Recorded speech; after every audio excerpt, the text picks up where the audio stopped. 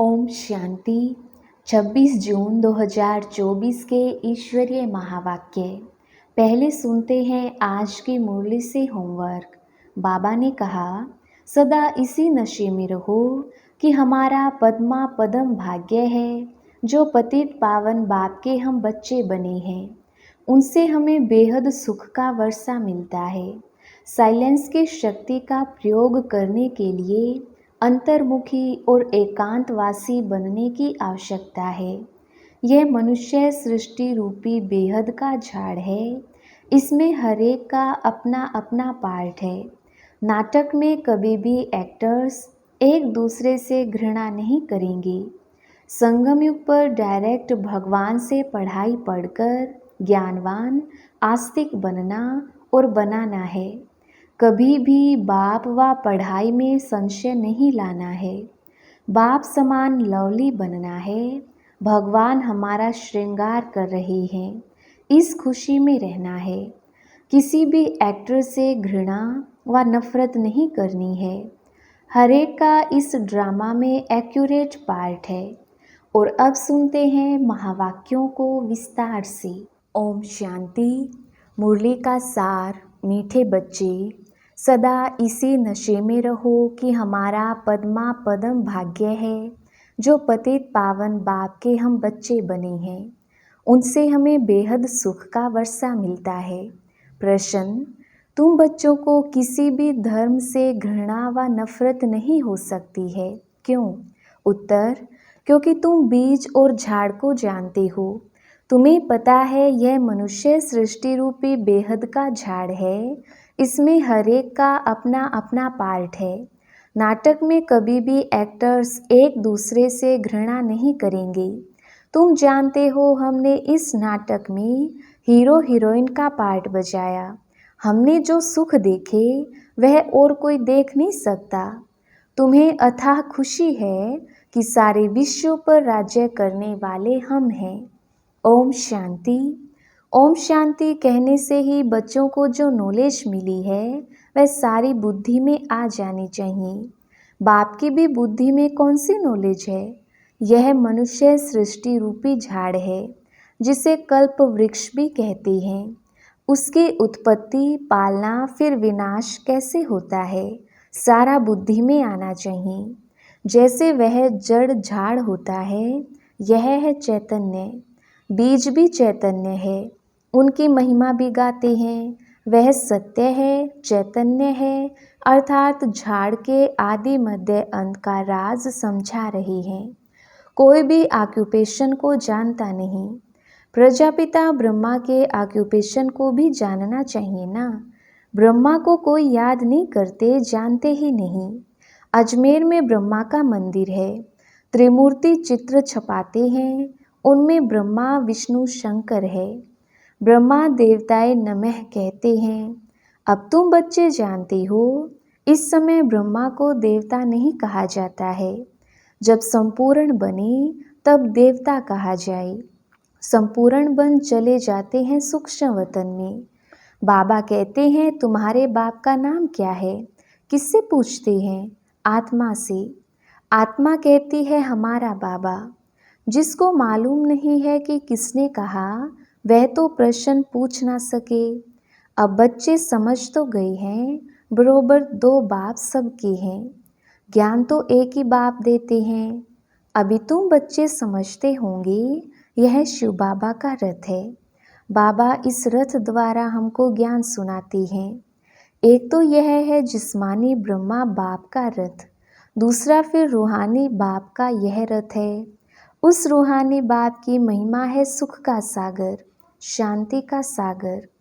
पहले तो यह बुद्धि में रहेगा, यह बेहद का बाप है जिससे बेहद का वर्षा मिलता है।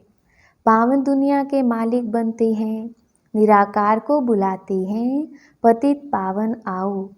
आत्मा ही बुलाती है। जब पावन आत्मा है तब नहीं पुकारते, पतित हैं तो पुकारते हैं। अब तुम आत्मा जानती हो, वह पतित पावन बाप इस तन में आया है। यह भूलना नहीं है, हम उनके बने हैं। यह सौभाग्य तो क्या पदम भाग्य की बात है। फिर उस बाप को भूलना क्यों चाहिए। इस समय बाप आए हैं, यह नई बात है। शिव जयंती भी हर वर्ष मनाई जाती है, तो जरूर वह एक बार ही आते हैं। लक्ष्मी नारायण सतयुग में थे, इस समय नहीं है, तो समझाना चाहिए उन्होंने पुनर्जन्म लिया होगा।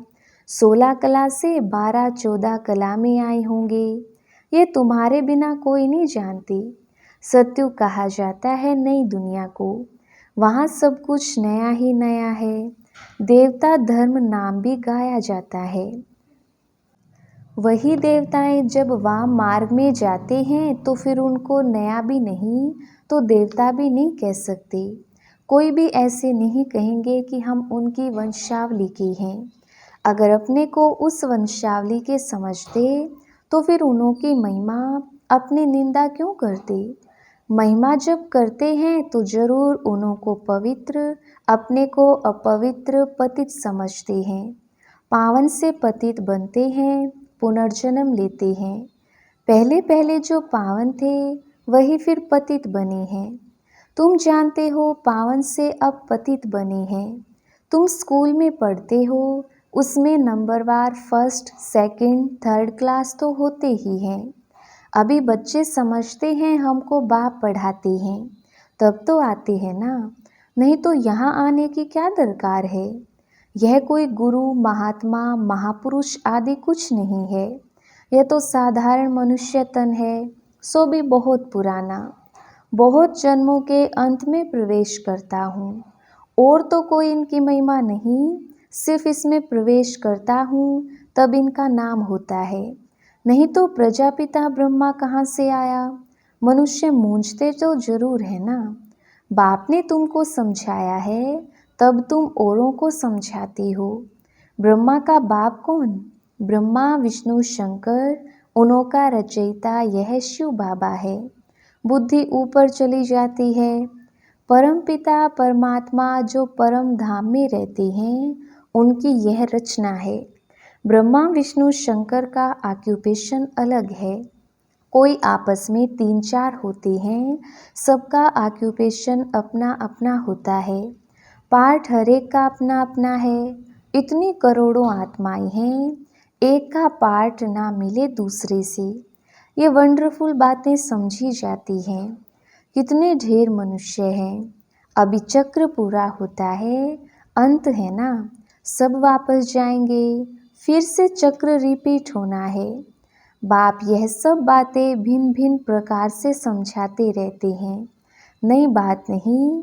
कहते हैं कल्प पहले भी समझाया था। बहुत लवली बाप है।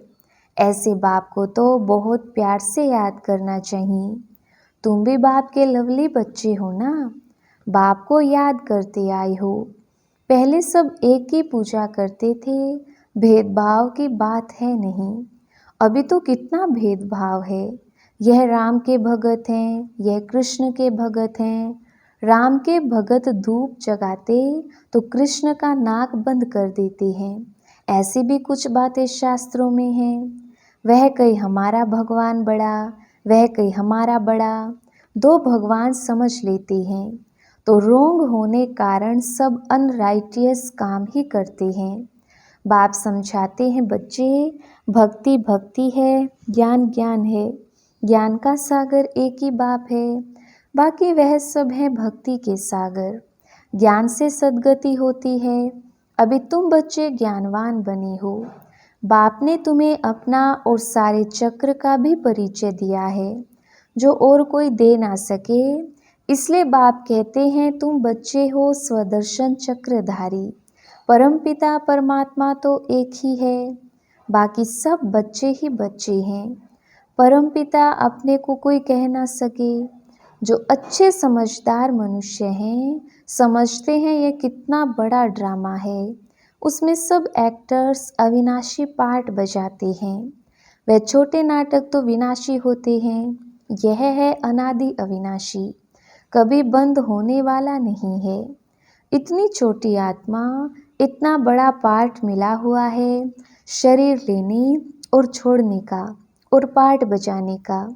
यह बातें कोई शास्त्रों में नहीं हैं। अगर इसको किसी गुरु ने सुनाया होता तो उनके और भी फॉलोअर्स होते ना। सिर्फ एक फॉलोअर क्या काम का, फॉलोअर तो वह है जो पूरा फॉलो करे। इनकी ड्रेस आदि तो वह है नहीं, कौन कहेंगे शिष्य है, यह तो बाप बैठ पढ़ाते हैं। बाप को ही फॉलो करना है, जैसे बारात होती है ना। शिव की बारात भी कहते हैं, बाबा कहते हैं यह हमारी बारात है। तुम सब भक्तियाँ हो, मैं हूँ भगवान। तुम सब सजनियाँ हो, बाबा आया है तुमको श्रृंगार कर ले जाने। कितनी खुशी होनी चाहिए। अब तुम सृष्टि के आदि मध्य अंत को जानते हो। तुम बाप को याद करते करते पवित्र बन जाते हो, तो पवित्र राजाई मिलती है। बाप समझाते हैं मैं आता ही हूँ अंत में, मुझे बुलाते ही हैं पावन दुनिया की स्थापना और पतित दुनिया का विनाश कराने आओ। इसलिए महाकाल भी कहते हैं। महाकाल का भी मंदिर होता है। काल के मंदिर तो देखते हैं ना, शिव को काल कहेंगे ना। बुलाते हैं कि आकर पावन बनाओ, आत्माओं को ले जाते हैं। बेहद का बाप कितनी ढेर आत्माओं को लेने लिए आए हैं। काल काल महाकाल सब आत्माओं को पवित्र गुलगुल बनाकर ले जाते हैं। गुलगुल बन जाएं तो फिर बाप भी ले चलेंगे गोद में। अगर पवित्र नहीं बनेंगे तो सजाएं खानी पड़ेंगी। फर्क तो रहता है ना। पाप रह जाते हैं तो फिर सजा खानी पड़े। पद भी ऐसा मिलता है। इसलिए बाप समझाते हैं मीठे बच्चों, बहुत बहुत मीठा बनो। श्री कृष्ण सबको मीठा लगता है ना। कितना प्रेम से श्री कृष्ण को झुलाते हैं। ध्यान में श्री कृष्ण को छोटा देख झट गोद में उठाकर प्यार करते हैं। वैकुंठ में चले जाते हैं। वहाँ श्री कृष्ण को चैतन्य रूप में देखते हैं। अभी तुम बच्चे जानते हो सचमुच वैकुंठ आ रहा है। हम भविष्य में यह बनेंगे। श्री कृष्ण पर कलंक लगाते हैं, वह सब रोंग है। तुम बच्चों को पहले नशा चढ़ना चाहिए। शुरू में बहुत साक्षात्कार हुए थे, फिर पिछाड़ी में बहुत होंगे। ज्ञान कितना रमणीक है, कितनी खुशी रहती है। भक्ति में तो कुछ भी खुशी नहीं रहती। भक्ति वालों को यह थोड़ी मालूम रहता है कि ज्ञान में कितना सुख है, भेंट कर ना सके। तुम बच्चों को पहले यह नशा चढ़ना चाहिए। यह ज्ञान सिवाय बाप के कोई भी ऋषि मुनि आदि दे नहीं सकते। लौकिक गुरु तो किसको भी मुक्ति जीवन मुक्ति का रास्ता बता नहीं सकते। तुम समझते हो कोई भी मनुष्य गुरु हो नहीं सकता। जो कहे हे आत्माएं बच्चों, मैं तुमको समझाता हूँ। बाप को तो बच्चे बच्चे कहने की प्रैक्टिस है। जानते हैं यह हमारी रचना है। ये बाप भी कहते हैं मैं सबका रचयिता हूँ। तुम सब भाई भाई हो। उनको पाठ मिला है। कैसे मिला है वह बैठ समझाते हैं। आत्मा में ही सारा पाठ भरा हुआ है। जो भी मनुष्य आते हैं 84 जन्मों में कभी एक जैसे फीचर्स मिल ना सकें। थोड़ी थोड़ी चेंज होती जरूर है। तत्व भी सतो रजो तमो होते जाते हैं। हर जन्म के फीचर्स एक ना मिले दूसरे से, यह भी समझने की बातें हैं। बाप रोज समझाते रहते हैं मीठे बच्चे, बाप में कभी संशय नहीं लाओ। संशय और निश्चय 2 अक्षर है ना। बाप माना बाप, इसमें संशय तो हो ना सके। बच्चा कह ना सके कि मैं बाप को याद कर नहीं सकता हूँ। तुम घड़ी घड़ी कहते हो योग नहीं लगता। योग अक्षर ठीक नहीं है। तुम तो हो राज ऋषि। ऋषि अक्षर पवित्रता का है। तुम राज ऋषि हो तो जरूर पवित्र होंगे। थोड़ी बात में फेल होने से फिर राजाई मिल ना सके। प्रजा में चले जाते हैं, कितना घाटा पड़ जाता है। नंबरवार पद होते हैं ना। एक का पद ना मिले दूसरे से, ये बेहद का बना बनाया ड्रामा है। सिवाय बाप के कोई समझा ना सके। तो तुम बच्चों को कितनी खुशी होती है। जैसे बाप की बुद्धि में सारा ज्ञान है, वैसे तुम्हारी बुद्धि में भी है। बीज और झाड़ को समझना है, मनुष्य सृष्टि का झाड़ है। इनके साथ बनेन ट्री का मिसाल बिल्कुल एक्यूरेट है। बुद्धि भी कहती है हमारा आदि सनातन देवी देवता धर्म का जो धुर था वह प्रायलोप हो गया है। बाकी सब धर्मों की टाल टालियाँ बाकी सब धर्म हैं, ड्रामा अनुसार यह सब होना ही है। इसमें घृणा नहीं आती। नाटक में एक्टर्स को कभी घृणा आएगी क्या? बाप कहते हैं तुम पतित बन गई हो, फिर पावन बनना है। तुम जितना सुख देखते हो उतना और कोई नहीं देखते। तुम हीरो हीरोइन हो, विश्व पर राज्य पाने वाले हो, तो अथाह खुशी होनी चाहिए ना। भगवान पढ़ाते हैं, कितना रेगुलर पढ़ना चाहिए, इतनी खुशी होनी चाहिए। बेहद का बाप हमें पढ़ाते हैं, राजयोग भी बाप ही सिखलाते हैं। कोई शरीरधारी तो सिखला ना सके। बाप ने आत्माओं को सिखलाया है, आत्मा ही धारण करती है। बाप एक ही बार आते हैं पाठ बजाने, आत्मा ही पाठ बजाकर एक शरीर छोड़ दूसरा लेती है। आत्माओं को बाप पढ़ाते हैं, देवताओं को नहीं पढ़ाएंगे, वहाँ तो देवताएं ही पढ़ाएंगे। संगम युग पर बाप ही पढ़ाते हैं पुरुषोत्तम बनाने के लिए। तुम ही पढ़ते हो, यह संगम युग एक ही है जब तुम पुरुषोत्तम बनते हो। सत्य बनाने वाला, सत्युग की स्थापना करने वाला एक ही सच्चा बाबा है।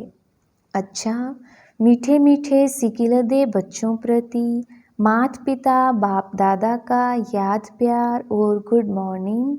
रूहानी बाप की रूहानी बच्चों को नमस्ते। हम रूहानी बच्चों की रूहानी बाप दादा को याद प्यार, गुड मॉर्निंग और नमस्ते जी। धारणा के लिए मुख्य सार।